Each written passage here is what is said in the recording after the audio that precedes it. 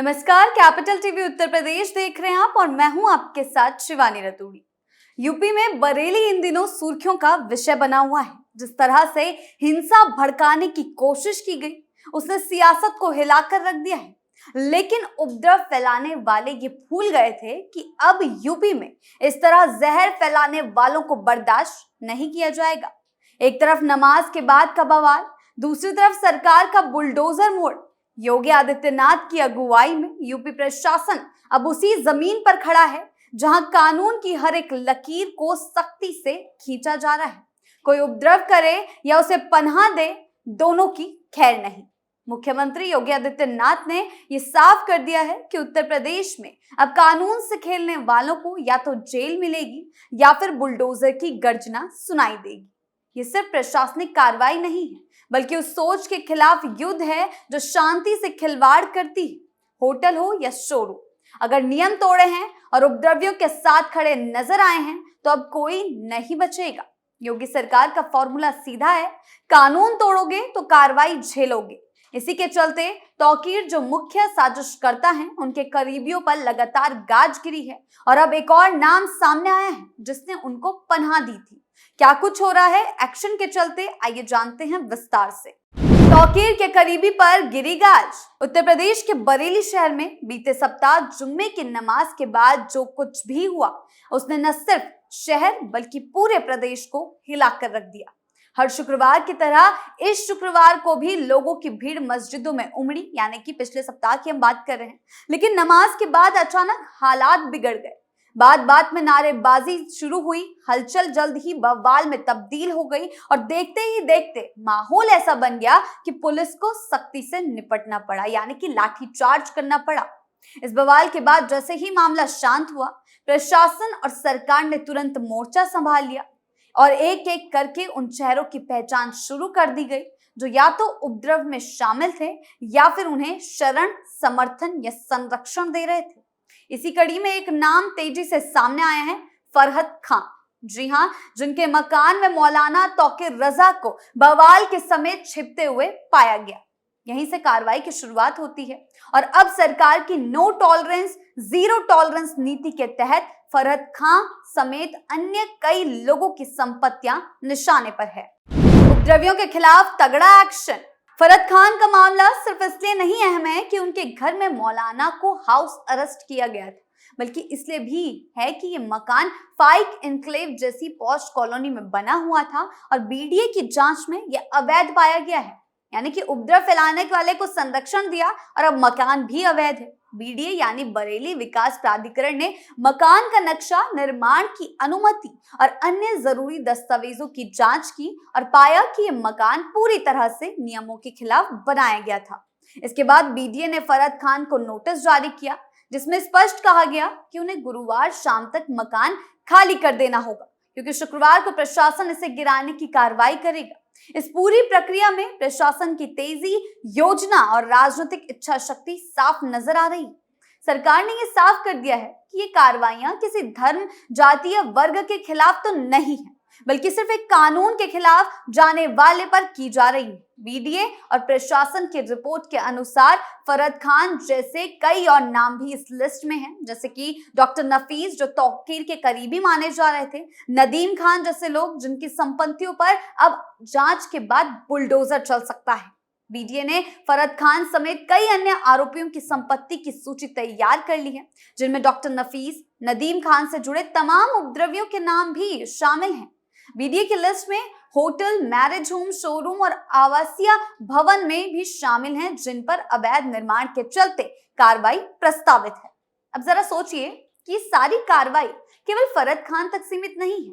BDA ने एक पूरी सूची तैयार कर दी है जिसमें दर्जनों मकान, होटल, मैरिज होम और शोरूम शामिल हैं। ये सभी या तो बिना अनुमति के बने या फिर नियमों का उल्लंघन करते हुए। इसमें सबसे बड़ा मुद्दा यह है कि ये केवल अवैध निर्माण का मामला नहीं, बल्कि सार्वजनिक व्यवस्था को भंग करने और कानून के खिलाफ खड़े होने वालों के खिलाफ एक सीधी और सख्त कार्रवाई है। प्रशासन का कहना है कि ये वही लोग हैं जिन्होंने या तो उपद्रव को हवा दी या फिर उपद्रवियों को छिपाया, उनका साथ दिया। ऐसे में सरकार अब ये संदेश देना चाहती है कि जो लोग सीधे तौर पर दंगे में शामिल नहीं भी थे लेकिन किसी रूप में उसकी मदद कर रहे थे, वो भी बख्शे नहीं जाएंगे। ये पूरा मामला कहीं ना कहीं सरकार की नीति और उसके नए प्रशासनिक तेवर को भी दर्शाता है। मुख्यमंत्री योगी आदित्यनाथ पहले ही कई मंचों से ये साफ कर चुके हैं कि उत्तर प्रदेश में कानून से खिलवाड़ करने वालों के लिए कोई जगह नहीं। उनकी सरकार का बुलडोजर मॉडल अब प्रतीक बन गया है, एक ऐसी कार्यप्रणाली का प्रतीक जिसमें अपराधियों की संपत्ति को ध्वस्त कर न केवल उन्हें आर्थिक चोट दी जाती है बल्कि इस समाज में एक बड़ा संदेश भी जाता है कि अपराध की कीमत चुकानी होगी। बरेली में जो कुछ भी हो रहा है वो इसी नीति का विस्तार है। फरद खान का मकान गिराया जाएगा क्योंकि वह नियमों के खिलाफ बना था, लेकिन असल मकसद है उस सोच को तोड़ना जो ये मानती है कि रसूख, संपर्क या धर्म के नाम पर कोई कानून से ऊपर हो सकता है।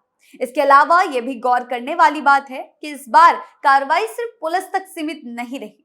बीडीए से लेकर नगर निगम, बिजली विभाग, राजस्व विभाग और खुफिया एजेंसियां सभी मिलकर काम कर रही हैं। एक एक नाम की छानबीन की जा रही है, रिकॉर्ड खंगाले जा रहे हैं, दस्तावेज देखे जा रहे हैं और फिर कार्रवाई हो रही है। और यही कारण है कि प्रशासनिक कार्रवाई इतनी मजबूती और बिंदास लग रही है कि कोई भी उपद्रवी अब बच नहीं सकता।